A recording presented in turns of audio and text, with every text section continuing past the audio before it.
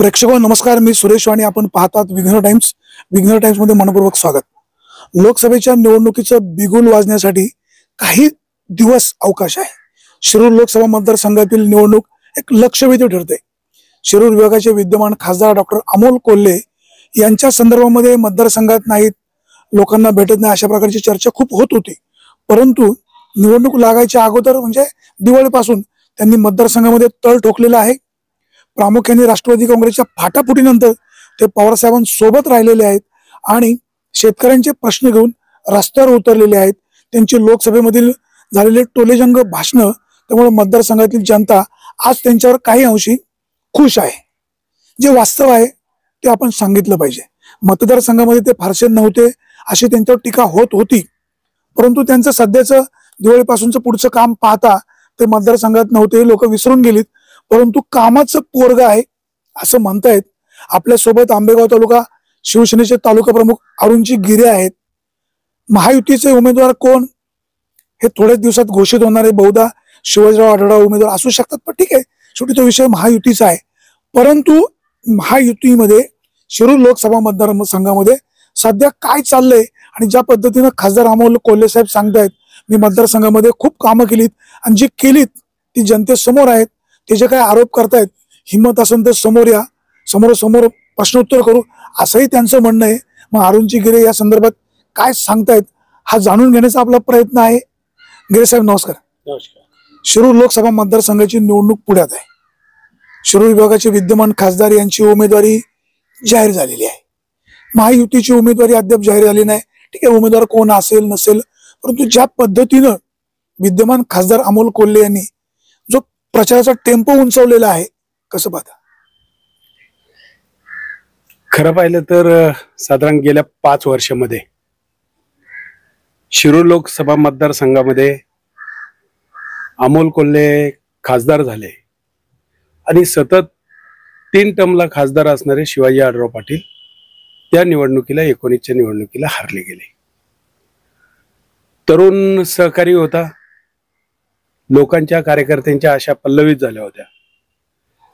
पण त्यांचा गेल्या 5 वर्षाचा कालावधी जर पाहिला तर त्याच्यामध्ये फारसा पब्लिकच्या किंवा सर्वसामान्य माणसाच्या मदतीच्या बाजूने त्याचा झालेला दिसत नाही. ते जरी किती बडाया मारत असतील, किती थापा मारत असतील, तर मला जे चित्र दिसतंय किंवा लोकांना जे वाटतंय ती परिस्थिती अलग आहे. भाषणबाजीच्या संदर्भात किंवा वक्तृत्वाच्या संदर्भात अमोल कोल्हे एक्सपर्ट आहे हे सांगायला कोणत्या ज्योतिषाची गरज नाही. कारण ते ज्या ठिकाणी काम करतायत ते पिक्चर आणि कलावंतांच्या ठिकाणी काम करतायत. त्यांची बोलण्याची लबक चांगली आहे आणि त्याच्यावर ते निश्चितपणे त्यांच्याकडे ती सरस्वती नक्की आहे. कर्तृत्व पण चांगलं आहे. कर्तृत्वाच्या संदर्भात जर बोलायचं ठरलं तर स्टेजवरचा राजा हा काय पब्लिकच्या मनामध्ये राजा होऊ शकतो असं कुठे लिहिलं नाही. गेल्या 5 वर्षामध्ये सभागृहात त्यांनी भाषणं केली असतील, त्यांना जेवढी त्या पक्षाला संधी मिळाली त्याच्यातली काही मिनिटं मिळाली, 2, 5, 10 मिनिटाच्या वरती सभागृहात पक्षाला वाटा येत नाही. पण त्यांना जी संधी मिळाली त्यांच्यातली भाषणं त्यांची एकदम लोकांना अशी प्रभावी दिसतात जणू काय ते कार्यान्वित झाले आणि त्यांनीच ते काम केले असं चित्र ते उभं करण्याचा प्रयत्न करतात. पण माझ्या पुढे एक खूप मोठा प्रश्न आहे. संधी त्यांना मिळाली होती, त्यांनी काम करणं अपेक्षित होतं, लोकांपर्यंत त्यांनी जाणं गरजेचं होतं. मतदारसंघात वावरले असते तर त्यांची आजची अवस्था जी आहे, आजची अवस्था अशी आहे, तुम्ही जरी काही म्हटले वाणी साहेब, तर मला जे चित्र दिसतंय लोक त्यांना स्वीकारणार नाही ही गोष्ट मला आज याच्यामध्ये जाणवते. कारण असं आहे, लोकांना फार काळ तुम्ही बनवू शकत नाही, त्यांना फसवू शकत नाही. एखाद्या 2 निवडणुका इकडे तिकडे होऊ शकतात, पण सातत्यानं तुम्ही त्यांना फसवू शकत नाही, कारण लोक खूप जागृत असतात. अमोल कोल्हेंच्या संदर्भातली परिस्थिती शिरूर लोकसभा मतदारसंघामध्ये जाणवलेली आहे आणि ती प्रत्येक कार्यकर्त्याला आणि गिरे साहेब अमोल कोल्हे यांनी कोरोनाच्या काळामध्ये लोकांना मोठ्या प्रमाणात मदत केली. संसदेमध्ये शेतकऱ्यांचे प्रश्न हिरिहिरीनं मांडले. साहेब मी पाठीमागच्या 1-2-4 साधारण 2019 साली जेव्हा लॉकडाऊनचा काळ करोनाचा काळ आला, लॉकडाऊनचा काळ झाला, तेव्हा आपल्याच माध्यमातून मी काही गोष्टी आपल्याला सांगितल्या होत्या. त्यावेळेस कदाचित तुम्हाला ते माझं पटलं नाही, पण त्या काळाच्या नंतर तुम्हाला ते नक्की पटलं असेल. एक डॉक्टर बनवण्यासाठी राज्य सरकारला जेवढा खर्च येतो, एक डॉक्टर बनवायला करोडो रुपये राज्य सरकार त्याच्या स्वतःच्या पैशातले खर्च करत असतात. आणि एक डॉक्टर बनवला जातो, त्याच्यामध्ये त्याचा व्यक्तिगत परपंच नक्की यशस्वी व्हावं, पण सामाजिक बांधिलकी म्हणून त्यांनी अडचणीच्या काळामध्ये या देशातल्या सामान्य माणसाला मदत करावी, एवढी भावना त्या निमित्ताने असते. मी एक उदाहरण सांगितलं, तुम्हाला आठवतं की नाही मला माहित नाही वाणी साहेब, पण ज्यावेळेस मी तुम्हाला सांगितलं होतं का या आजचे लोकप्रिय मुख्यमंत्री एकनाथजी शिंदे साहेबांचा मुलगा डॉक्टर श्रीकांत शिंदे हे कल्याण परिसरातले खासदार आहे. मुलगा डॉक्टर आहे, खासदार आहे. खासदार म्हणून त्यांनी जमवलेली कामगिरी तुम्ही जर त्याच्याकडे पाहिली तर मेडिकल क्षेत्रामध्ये त्यांनी एवढी मोठी टीम उपलब्ध केली, एकत्र केली आणि सामान्य माणसाला मदतीचा हात दिला. त्या जोरावर त्या परिसरातल्या जनतेने त्यांना डोक्यावर घेतलं. आज एक राज्यामध्ये त्यांच्या संदर्भात, मेडिकलच्या संदर्भात त्यांच्याकडे एक चांगल्या गोष्टींनी पाहिलं जातं. तसं अमोल कोल्ह्यांना हे करायला काय बिघडलं होतं? ज्यावेळेस असे प्रसंग आले त्यावेळेस ते घरी बसले, शक्यतो कोणाला तोंड दाखवलं नाही, कधी फिरले नाही आणि जिथं मदतीची गरज होते त्यावेळेस कुठेही तुम्हाला मतदारसंघात ते जाणवलं नाही.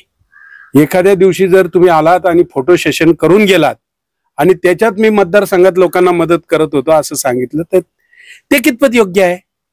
आणि हे जे चित्र सामान्य माणसाला माहित होतं त्याच्या वर्षेत जर पाहिलं तर लोकसभेला हरलेला व्यक्ती शिवाजी आढळराव पाटील लोकसभेला हरलेले होते, तरी पण त्यांनी स्वतःच्या वयाचा आणि तब्येतीची काळजी करण्यापेक्षा या मतदारसंघातल्या सामान्य माणसाला मदतीची गरज आहे हे ओळखून त्यांनी सुरुवातीच्या काळात जे काम सुरू केलं ते जर पाहिलं तर म्हणजे निश्चितपणे ह्या अशा लोकांना संधी द्यावं असं अनेक लोकांचं मत आहे.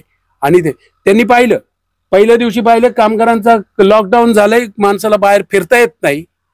कामगारांना आता काम ज्याच्या हातावर पोट आहे, एक दिवस काम केल्याशिवाय पोट भरत नाही, त्या माणसाला 8 दिवसातच अडचणीला सामोरं जावं लागलं. अन्नधान्यामध्ये वणवण व्हायला लागली. याचीच गोष्ट त्यांना थोडासा जरी कानोसा लागला त्या ठिकाणी स्वतःच्या अन्नधान्याची गोदामं उघडली, करोडो रुपयाचे स्वतःचे पैसे लावले, अन्नधान्य घेतलं आणि त्या कुटुंबापर्यंत पोहोचवण्यासाठी, गरजावंत पोहोचवण्यासाठी त्यांनी काम केलं. मेडिकलच्या क्षेत्रात डॉक्टर नव्हते दादा, डॉक्टर म्हणून त्यांनी काम केलं नसेल कदाचित, पण एखाद्या सामान्य माणसाला सहज हॉस्पिटल उपलब्ध होत नव्हतं. दादाला फोन आला का हॉस्पिटलसाठी ते सातत्याने प्रयत्न करून त्या माणसाला हॉस्पिटलपर्यंत रूम उपलब्ध करून देणं, त्याला मेडिकल सुविधा उपलब्ध करून देणं, हे काम जो डॉक्टर नाही तो करू शकला. आणि तुम्ही तर डॉक्टर होतात, सरकारचे एवढे मोठे पैसे खर्च तुमच्यावर झाले होते, नुसते डॉक्टर होते असं नाही, तर या विभागातले खासदार म्हणून, लोकप्रतिनिधी म्हणून सामान्य माणसाच्या जी अडचणीचा काळ आहे त्याच्यात मदत करणं ही तुमची जबाबदारी होती. पण तुम्ही जबाबदारीला रामराम केला, त्या जबाबदारीत तुम्ही कुठं उतरले नाही. आणि मग 2-5 वर्ष, 4.5 वर्ष तुम्ही लोकांना दिसेनासे झाले होते आणि ऐन निवडणुकीच्या तोंडावर आले आणि भाषणाच्या आणि माध्यमातून मी किती कर्तबगार आहे हे सांगण्याचा प्रयत्न केला. हे मला काही चांगलं वाटत नाही आणि त्यांच्या कामावर अजिबात भरवसा नाही. म्हणून मला अशी खात्री आहे या भागातली लोक इतके अज्ञान नाही की सहजगत्या तुमच्या या एवढ्या मोठ्या गोष्टीवर पांघरून टाकतील आणि तुम्हाला सपोर्ट करतील असं मला वाटत नाही. गिरे साहेब, तुमच्या भावना लक्षात आल्या. आता तुम्ही शिवसेनेचे तालुका प्रमुख असल्यामुळे तुम्ही त्यांचं कौतुक करणार नाही किंवा वास्तव स्वीकारणार नाही.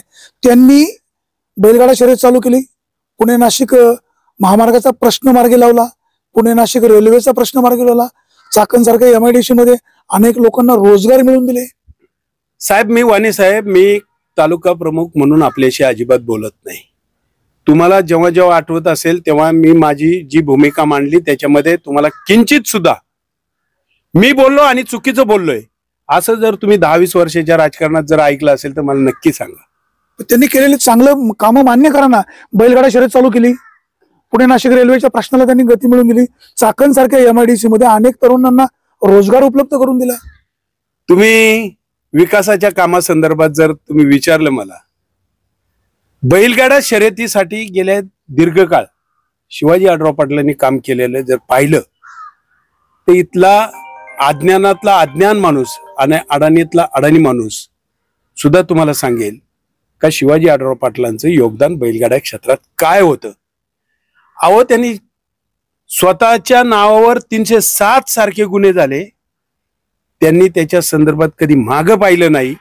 बैलगाड्याच्या शर्यतीसाठी ते स्वतः उभे राहिले आणि लोकांच्या प्रश्नासाठी जेवढे आंदोलन केलेत, जे आंदोलन पाहिली ते कोल्ह्यांनी आजही येऊन सांगावं का मी आंदोलन केली म्हणून माझ्यावर हा गुन्हा दाखल झालाय. मी हे आंदोलन करत असताना ह्या माणसाला अडचण आली म्हणून सभागृहात एक भाषण केलं आणि तुम्ही बैलगाडी शर्यत चालू केली असं भासवताय. तुमच्या सभागृहातल्या भाषणाचा आणि बैलगाडी शर्यतीचा चालू होण्याचा काय संबंध होता एवढंच मला या ठिकाणी सांगा. जेव्हा बैलगाडी शर्यत त्यांच्या कालावधीत बैलगाडी शर्यत झाली, ती सुप्रीम कोर्टाने त्याला मान्यता दिली आणि सुप्रीम कोर्टाने मान्यता दिल्याच्या नंतर बैलगाडा शर्यत चालू झाली. त्यांचा काय संबंध आहे या संदर्भात? बैलगाडा शर्यत त्यांच्या काळातच सुरू झाली. त्यांनी जे केलं ते सगळ्यांच्या समोर आहे. काळात सुरू होणं म्हणजे तुम्ही केलेलं ते प्रगतीचं काम नव्हे. काळात सुरू होणे एखाद्याच्या काळात होऊ शकते. अरे, बंदही तुमच्याच काळात पडलेली म्हणजे ती चालू झाली, पण त्या सुप्रीम कोर्टामधून चालू झाली. तुमच्या सभागृहातल्या भाषणामुळे ती चालू झाली नाही. आणि हे काय तुमचं विकासाचं काम होऊ शकत नाही, सामान्य माणसाला आधाराचं काम होऊ शकत नाही. राहिला प्रश्न बायपासचा, मी सांगायची गरज नाही. 2017 मध्ये तुम्ही नितीनजी गडकरी ह्या देशाचे जे रस्ते विकासाच्या संदर्भात मंत्रालय चालवतात, त्यांच्या संदर्भात त्यांच्या शब्दात त्यांच्या तोंडून आलेली तुम्ही वाक्य आज तुम्ही तपासून पहा का याच्यामध्ये अमोल कोल्ह्यांचा काडीचा संबंध नसताना त्याचं श्रेय लाटण्याचा प्रयत्न त्यांचा होतोय. काय बातपातचा संबंध आहे तुमचा?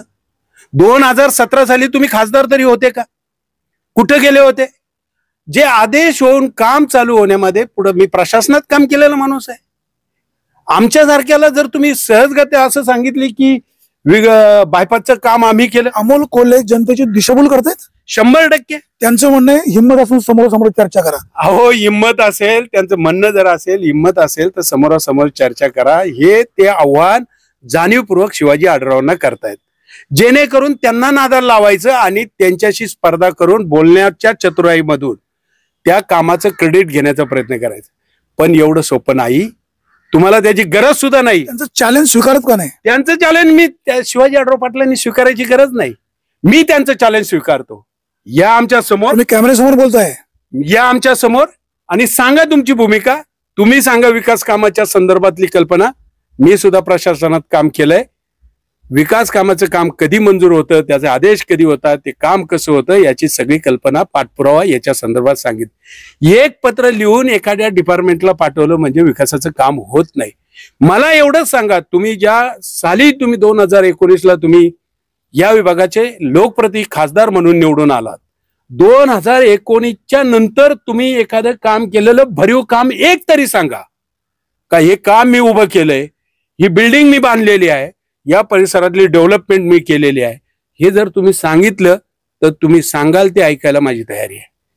पण विनाकारण उचलली जीभ लावली टाळ्याला, वाटेल ते बोलून एखाद्या जे काम केलेलं नाही त्याचं क्रेडिट घेण्याचा प्रयत्न तुम्ही जर केला तर ते कोल्हे साहेबांना या परिसरातली जनता माफ करणार नाही, एवढं मात्र नक्की. चाकणला जी मोठी MIDC आहे तिथे अनेक तरुणांना त्यांनी रोजगार पण मिळवून दिला. MIDCच्या संदर्भात लोकप्रतिनिधी म्हणून तुम्ही काय करताय हे आम्हाला सगळ्यांना माहित आहे. लोक किती तरुणांना तुम्ही रोजगार मिळवून दिलाय याची कल्पना आम्हाला आहे.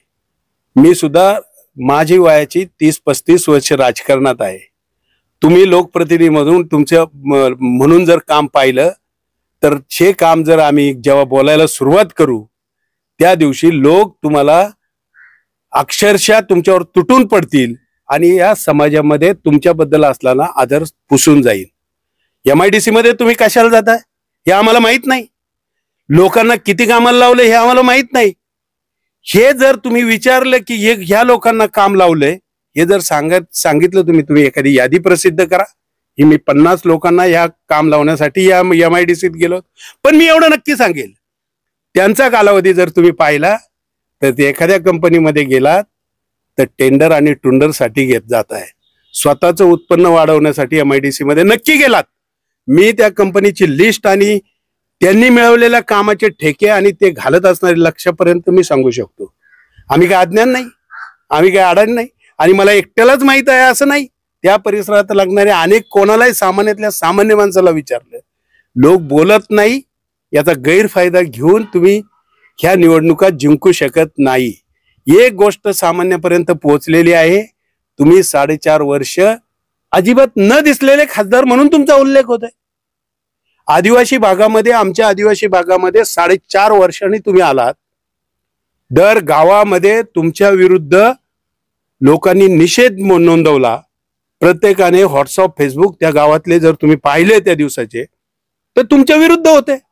जर तुम्ही त्या 4.5 वर्षी ज्या आदिवासी भागानं 100% मतदान केलं, 80% मतदान तुम्हाला केलंय, जर 100 मतदान झालं तर त्याच्यातले 80 मतदान तुम्हाला केलंय, आणि तुम्ही त्या लोकांकडे 4.5 वर्ष जर फिरकले नाही आणि गेले असले तर सांगा कोणत्या वेळेस तुम्ही गेलात. फक्त एकच गोष्ट होती, तुम्ही मागच्या वेळेस बचावला. कारण लोकप्रतिनिधी म्हणून दिलीप वळसे पाटलांचं त्या भागामध्ये संधान आहे, लोकांचा त्यांच्यावर विश्वास आहे. त्यांच्या विश्वासावर तुम्ही तरला होता. आता मला असं वाटत नाही का महायुती आणि महाविकास आघाडीमध्ये तुम्ही तरणार आहात. तुमचं जहाज बुडालं म्हणून समजा, ते तरंगू शकत नाही. कारण तुमचं कर्तृत्व तिथे शून्य आहे. लोक तुमची वाट पाहत आहेत. तुम्ही एकदा जाऊन तपासा, एकदा लोक तुमची वाट पाहत आहेत. यावेळेस तुम्हाला आसमान दाखवायची तयारी लोकांनी केली. तुमचं कर्तबगारी त्याच्यात काही सिद्ध होत नाही. सर्वसामान्य माणसं, शेतकरी वर्ग आज अमोल कोल्हेंना डोक्यावर घेत आहेत की बाबा शेतकऱ्यांचे प्रश्न ते संसदेमध्ये मांडतायत. भले ते त्या विषयामध्ये पंतप्रधानांना भेटले नसतील किंवा अमित शहाना भेटले नसतील, परंतु संसदेमध्ये हे सगळे प्रश्न पोटतिडकीने मांडतायत. संशय, कोणताही साध्यातला साधा माणूस लोकप्रतिनिधी म्हणून निवडून आला. मी जेव्हा पाहतात जिल्हा परिषदेतलं सभागृह असेल, विधानसभेचं सभागृह असेल, लोकसभेचं सभागृह असेल, मला आठवत नाही एखादा लोकप्रतिनिधी म्हणून निवडून आलेला छोट्यातला छोटा आणि सामान्यातला सामान्य माणूस असला तो त्याच्या मतदारसंघातले प्रश्न मांडत असतो. पण ते प्रश्न मांडताना त्याच्यामध्ये प्रश्न नुसते मांडणे, दाखवण्यासाठी मांडणे आणि ऍक्च्युली ते करण्यामध्ये इंटरेस्ट घेणे, याच्यातला जमीन आसमानचा फरक आहे. त्यांनी मांडण्याचा प्रयत्न जरूर केलाय, ते दिखाव्यासाठी, कामासाठी नाही. जर त्यांनी तो कामासाठी केले असते तर ते कधी ना कधी त्या भागामध्ये एकदा तरी आले असते आणि कोणाच्या तरी त्या काळामध्ये सुखदुःखात अडचणीत ते उभे राहिलेले दिसले असते. असं तुम्ही मला एक सांगा ना. मी तर संपूर्ण शिरूर लोकसभा मतदारसंघाचं तर निश्चित नाही बोलत, पण आंबेगाव विधानसभेमध्ये तुम्ही किती वेळा आलात, कोणाच्या घरी आलात, अडचणीच्या काळात कोणत्या गावात गेलात, कोणत्या गावात तुम्ही मदत केली, असं काही चित्र दिसत नाही. मस्त नुसतं सभागृहात बोलले म्हणून तुम्ही कर्तृत्ववान आहात हे मात्र सिद्ध करू शकत नाही. तुम्हाला ते करता येणार नाही आणि लोक तुमच्यावर अजिबात या संदर्भात विश्वास ठेवणार नाही, हे मी खात्रीने सांगतो. आणि मला खात्री आहे का मी फक्त या पक्षाचा कार्यकर्ता म्हणून सांगत नाही, सामान्य नागरिक म्हणून सुद्धा इथल्या प्रत्येक माणसाची मनस्थिती जर तुम्ही तपासून पाहिली तर ह्यावेळेस तुमच्या विरोधातलं लोकमत आहे. तुम्ही काही शोशायरी करा, कुठेही जा, पण लोक तुम्हाला यावेळेस सपोर्ट करणार नाहीत, एवढी मात्र गोष्ट नक्की आहे. याच्यात काही अडचण येणार नाही.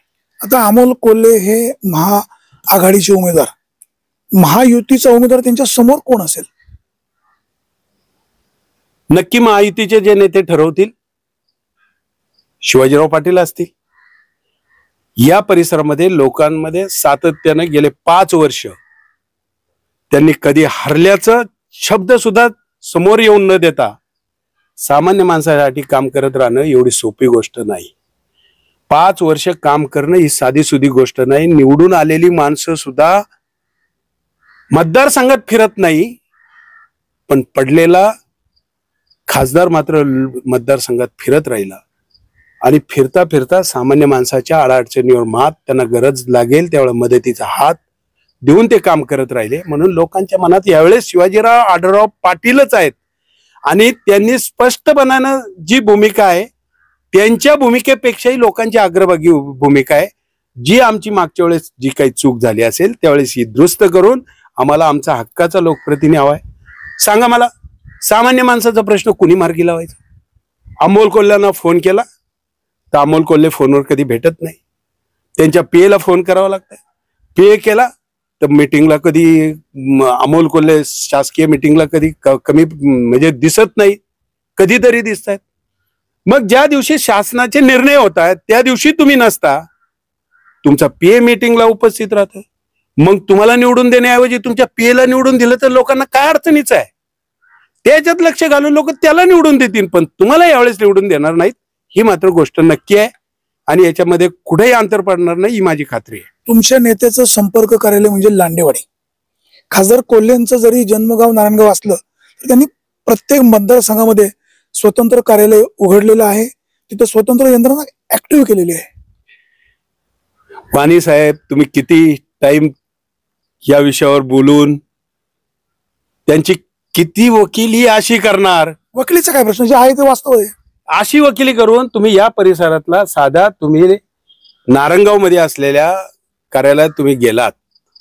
मला आठवते आज, तुम्ही माहित आहे की नाही मला माहित नाही, तिथला एक कोल्हे नावाचा एक ग्रस्त अशाच अडचणीच्या काळात दादांच्या कार्यालयात आला होता. मी समक्ष आहे, साक्षीला आहे. आणि त्याला ज्या मदतीची गरज होती, डिझेल उपलब्ध होत नव्हतं, त्याच्या कोरोनाच्या काळामध्ये डिझेल उपलब्ध होत नव्हतं. तो कसा बसा खासदारांपर्यंत पोहोचला आणि खासदारांनी जीवाची बाजी, तू आलाय करोनावाला आलाय जवळपास येऊ नको असं न करता समोर बसून घेऊन समोर त्याची व्यवस्था केली. त्याला डिझेल उपलब्ध करून दिला, त्याला सुविधा उपलब्ध करून दिल्या आणि अडचणीचा काळ दूर केलाय. कोल्हे नावाचा माणूस आढळरावांक का आला असता?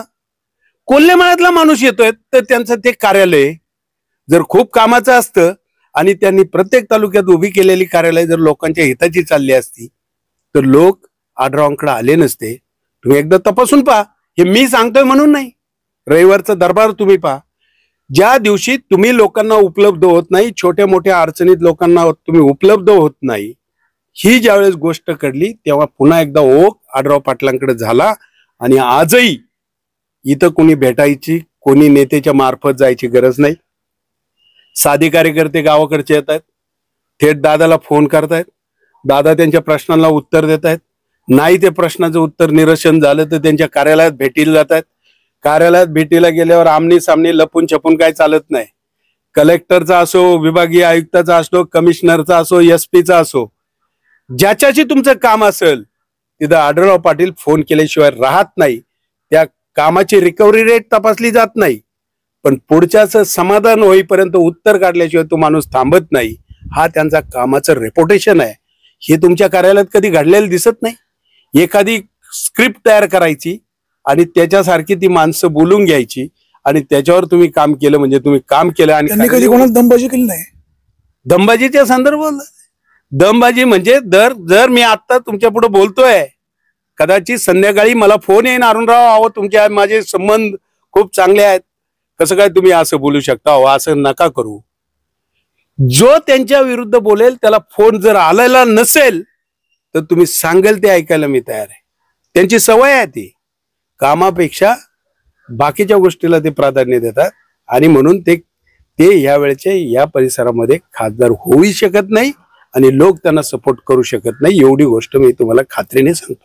तुमचं म्हणणं मी समजू शकतो, परंतु कोल्हे साहेब एक सर्वसामान्य माणसाला आपलंसं करणं, त्याचे प्रश्न सोडवणं, पोटतिडकीनं त्याला मदत करणं हे सुद्धा त्यांच्याकडनं होतंय. तुम्ही हे का नाकारता? काय सांगायचंय, खरं तर त्यांच्या दमबाजी कामाच्या त्याच्या संदर्भात सुरेशराव तुम्ही विचारलंय, मी जर हे तुम्हाला सांगितलं तर कदाचित आज तुम्हाला पटणार नाही. त्यांच्यासाठी सगळं त्यांचं रेकॉर्ड तयार आहे. थोडंसं थांबा, वेळ आहे थोडासा. एकदा ती संधी आली तर निश्चितपणे त्यांनी केलेली दमबाजी, त्यांनी केलेलं काम हे लोकांपर्यंत आल्याशिवाय राहणार नाही. आणि ते जेव्हा तुम्ही ऐकाल ना, त्या दिवशी तुम्ही सुद्धा तुमचं मत परिवर्तन केल्याशिवाय राहणार नाही, अशी माझी खात्री आहे, असं मला वाटतं. त्याच्यामुळं तुम्ही त्यांच्या बाकीच्या संदर्भात काही बोलू नका. आणखी खूप साठा आहे त्यांच्या संदर्भात. जे त्यांचा कालावधीच्या संदर्भात घडलेल्या घटनेवर आम्ही किती टाइम सांगतो. आता तुम्हाला संधी उपलब्ध होईल तेव्हा होईल. ते निष्ठावंत आहेत, पवार साहेबांसोबत राहिले. तुम्हाला मात्र कदाचित ही लोकसभेची निवडणूक हातात घड्याळ बांधून सामोरं जावं लागणार आहे. ते मात्र प्रामाणिक राहिलेत. त्यांच्या निष्ठेसंदर्भात मी काय बोलणार. सुरेश राव त्यांचा जर तुम्ही कार्यकाळ पाहिला तर सुरुवातीपासून पाहिलं तर ते कुठून कुठं आले आणि आता कुठून कुठं आले. हे मग मनसे असेल, शिवसेना असेल, राष्ट्रवादी असेल, त्यांचा कार्यकाळ जर तुम्हाला पाहिला तर तुम्हाला असं चित्र दिसेल. ते सुद्धा नेहमी संधीच्या शोधात होते. संधी घेण्यासाठी ते राष्ट्रवादी काँग्रेसमध्ये आले. मी जेव्हा शिवसेनेत होतो त्यावेळेस संपर्क प्रमुख म्हणून शिवसेनेचं काम केलेलं पुणे शहराचे होते. ते राष्ट्रवादीत आले, त्यांनी संधी घेतली. आज राष्ट्रवादीमध्ये पहिल्यांदा जाताना ते अजितदादांबरोबर थांबले.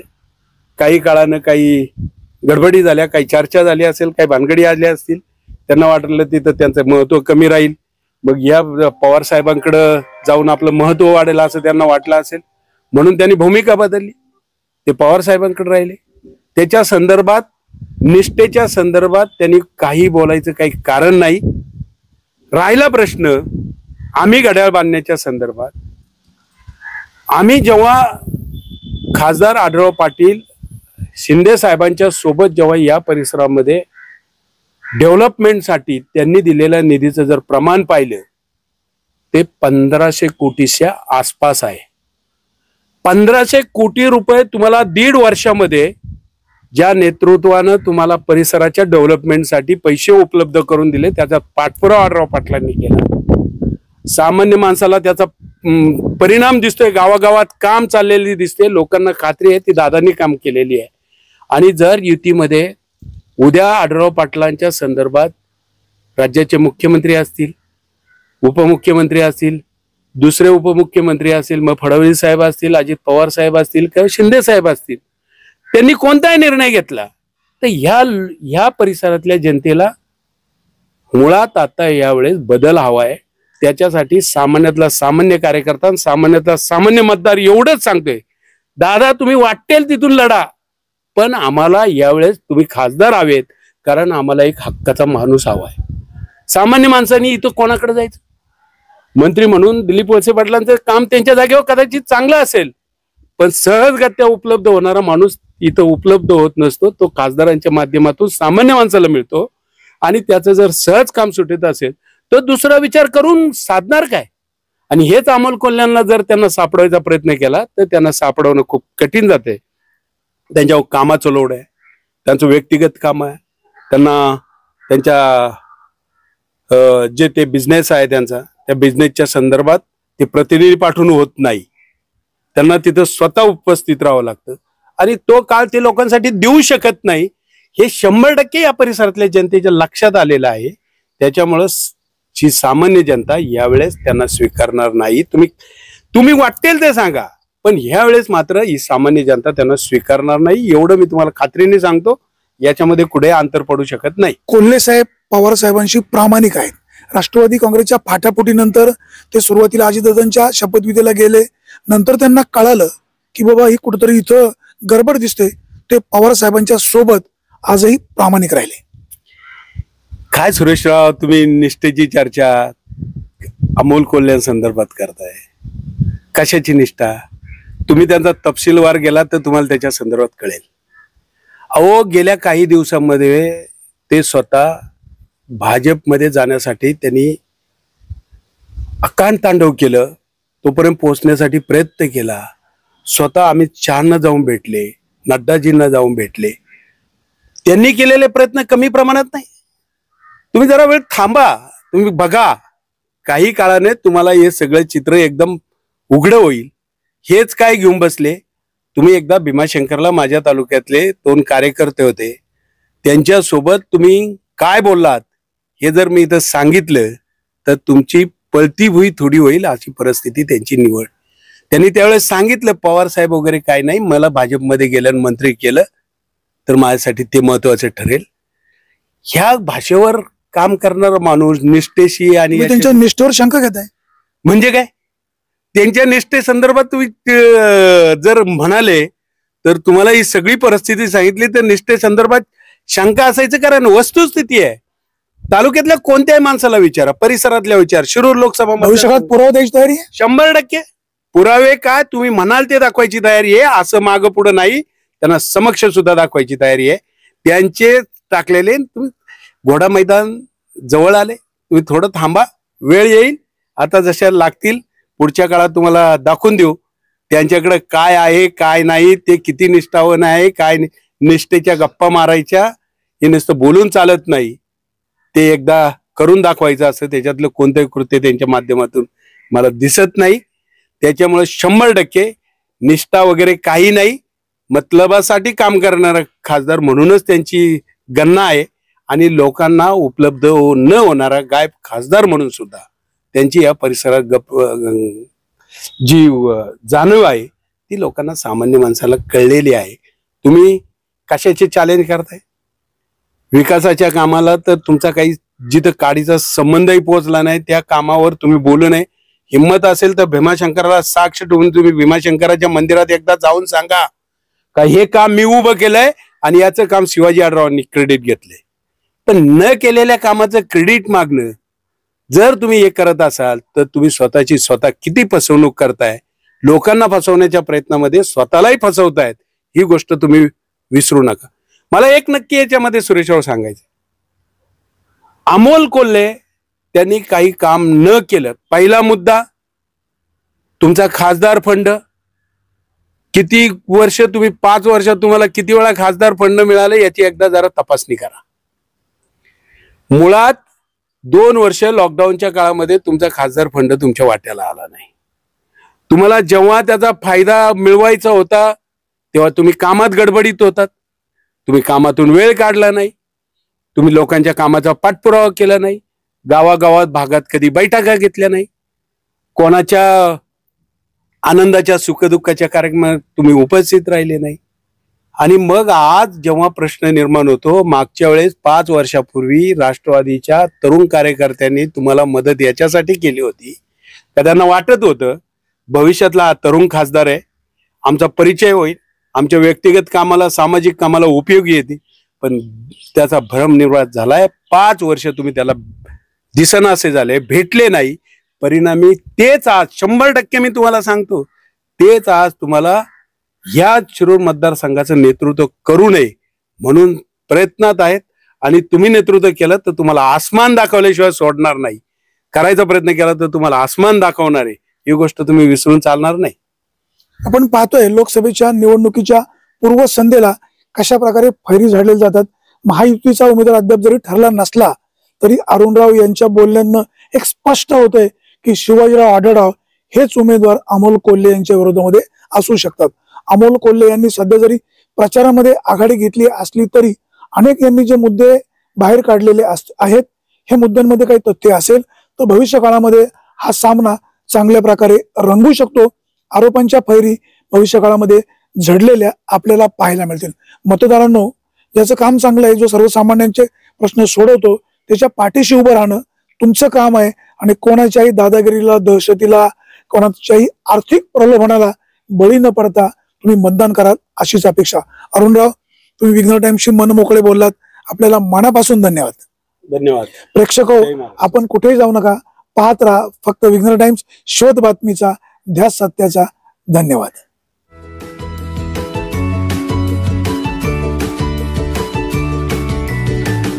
बातम्या शेतीच्या, बातम्या मातीच्या,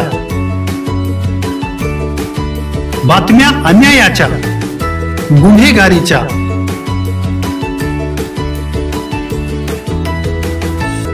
राजकारणाच्या आणि समाजकारणाच्या, शोषणाविरुद्ध बुलंद आवाज, जनसामान्यांच्या हुंकाराची गाज, सत्कार्याला प्रोत्साहन, दुष्कृत्याला अनुशासन. निर्भीड, निस्पृह, सडेतोड, बेधडक आणि रोखटोक म्हणजेच विघ्नहर टाइम्स. शोध बातमीचा, ध्यास सत्याचा. आपलं चॅनल, आपली बातमी. सबस्क्राईब तर कराच, पण बेल आयकॉनवर क्लिक करायलाही विसरू नका.